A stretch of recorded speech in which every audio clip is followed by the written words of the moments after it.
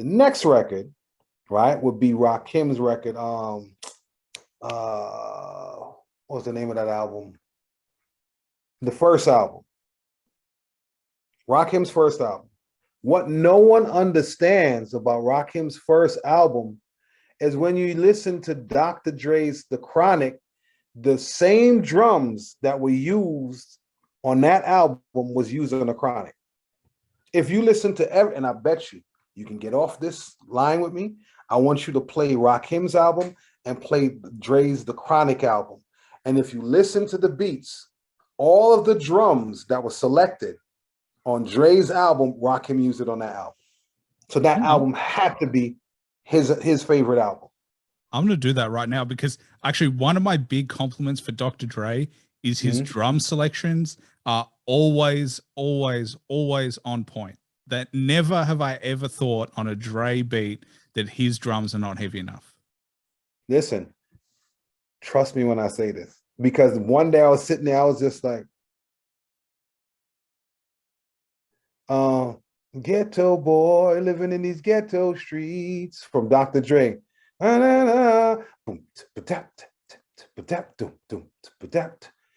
Same record on Rakim's album, Ghetto. Ghetto. And I'm just like, wait a fucking second. So I started playing them back to back.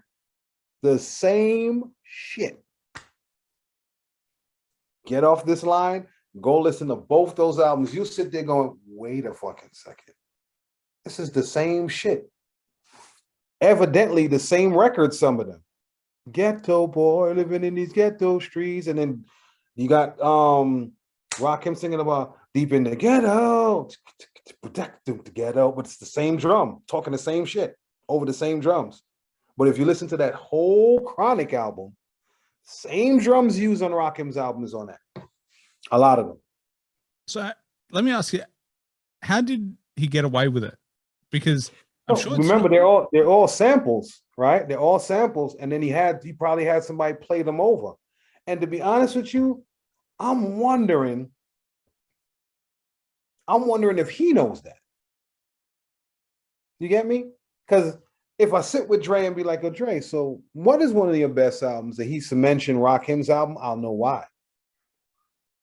I totally would know why, because it's the same drums that are on some of the records on Rakim's album are on that album.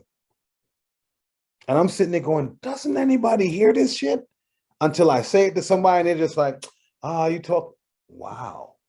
And they're listening to different records and they're hearing the drums on this record is the drums that are on this record, or the same syncopation, everything, or played over. So I don't know if Dre was like, yo, this is one of the greatest albums that ever came out in hip hop, Rakim's album. I get it. So then in my mind, I could be wrong, but then in my mind, I'm saying to myself, well, now I know why Dre signed Rakim back in the days. Oh, it makes sense. You get me? So that's how I would answer it. Well, I'd love to ask Dr. Dre, and I'm sure you would like to ask Dr. Dre. Oh, I'm going to ask him. I'm definitely going to ask him. Do you know Dr. Dre? Yes, know Dr. Dre. When Dr. Dre started Aftermath, and we left Jive, Dr. Dre was going to sign the Fushnikins over at Aftermath. Really?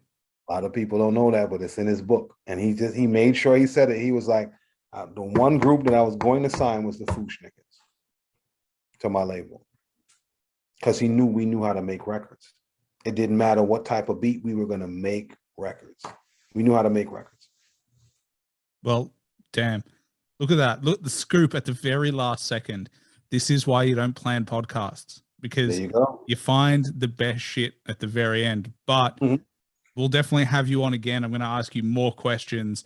I'm sure there's so much more we could talk about. And then Dr. Dre, if you ever want to come on the show, definitely let me know. Let me know. I'll make time for you to come on as well. But Chip Fu, absolute pleasure.